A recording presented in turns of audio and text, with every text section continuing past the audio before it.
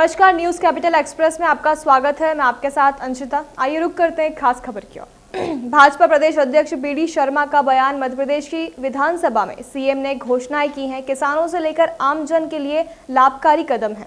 Covid काल में बिजली के बिल भरने में लोगों को परेशानियां आ रही थी, लेकिन सरकार ने राहत दी है। सीएम की घोषणाओं का स्वागत करते हैं। 88 लाख घरेलू उपभोक्ताओं के कोरोना काल के समय बिल माफ करने का सरकार ने निर्णय लिया।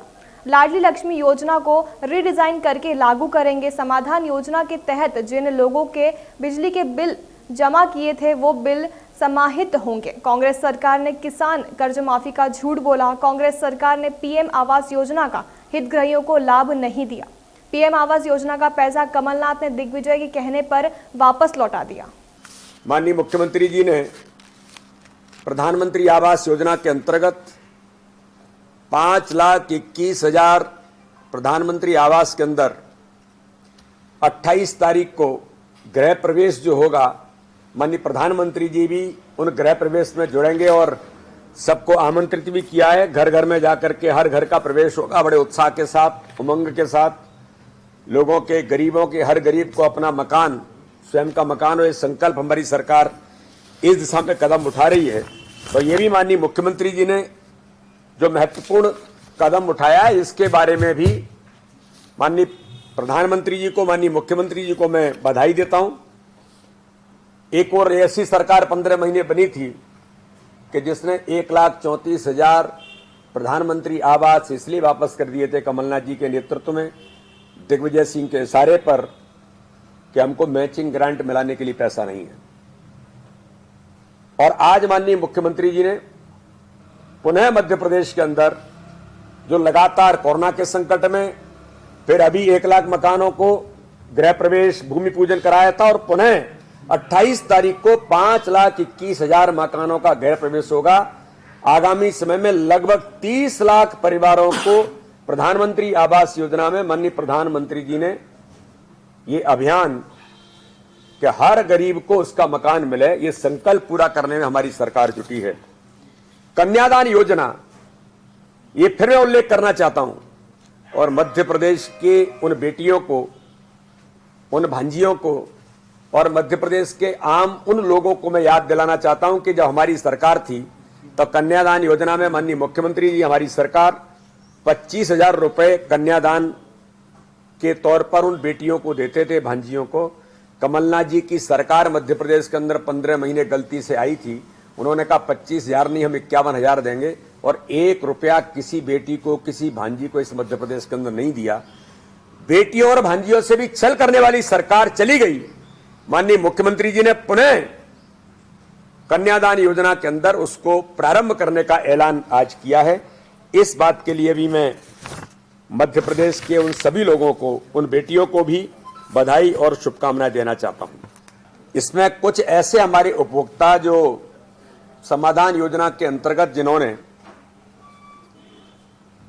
पैसा जमा कर दिया, लगभग 189 करोड़ रुपए जमा हुआ है, ऐसे उपभोक्ताओं के बारे में भी माननीय मुख्यमंत्री जी ने बहुत साफ तौर पर कहा है कि समाधान योजना में जिन लोगों ने जमा कर दिया तो वो ये न समझे कि उनके साथ उन्होंने जमा कर दिया तो उनका क्या होगा। उनका ये जो जमा किया हुआ जो बिल है वो आगामी उनके बिल के अंदर समायोजित करने का काम सरकार करेगी, यानी उनका बिल भी माफ होगा।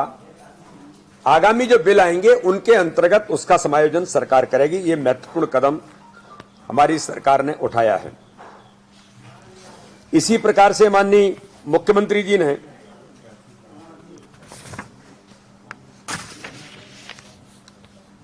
जो किसानों के कर्ज माफी के विषय में, कमलनाथ जी के समय में 2 लाख रुपए तक का बिल माफ करने की बात हुई थी, कोई बिल माफ हुआ नहीं और हमारे किसान भाई डिफाल्टर घोषित हो गए और उसके कारण से कर्ज पर कर्ज बढ़ता चला गया। माननीय मुख्यमंत्री जी ने, जिनको हम हमेशा कहते हैं कि हमारी सरकार, हमारे मुख्यमंत्री, हमारा नेतृत्व किसान हितैषी नेतृत्व है, माननीय मुख्यमंत्री जी ने जो उन डिफाल्टर किसानों का अतिरिक्त ब्याज माफ करने की घोषणा मध्य प्रदेश के अंदर एक ऐतिहासिक कदम माननीय मुख्यमंत्री जी ने उठाया है। इस बात के लिए मैं आप सबका बहुत माननीय मुख्यमंत्री जी का धन्यवाद करता हूं और उन किसानों को जिनको इसके कारण से लाभ मिलेगा मैं उनको भी शुभकामनाएं देता हूं। इसी प्रकार से मध्य प्रदेश के अंदर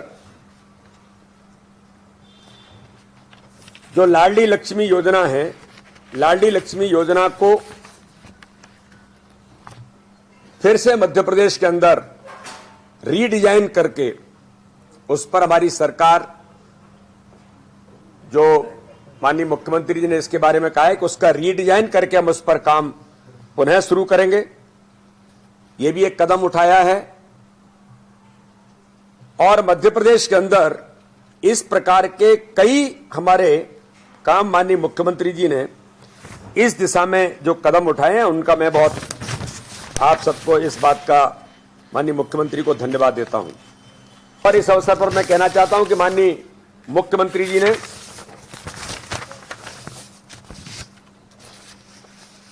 ओबीसी के हितों पर कुठाराघात न हो, इसके लिए हमारी सरकार ने फैसला किया है कि केवल उन प्रकरणों में जिनमें कोर्ट ने 14% दे दिया है उन्हें छोड़कर बाकी सभी को 27% आरक्षण दिया जाएगा।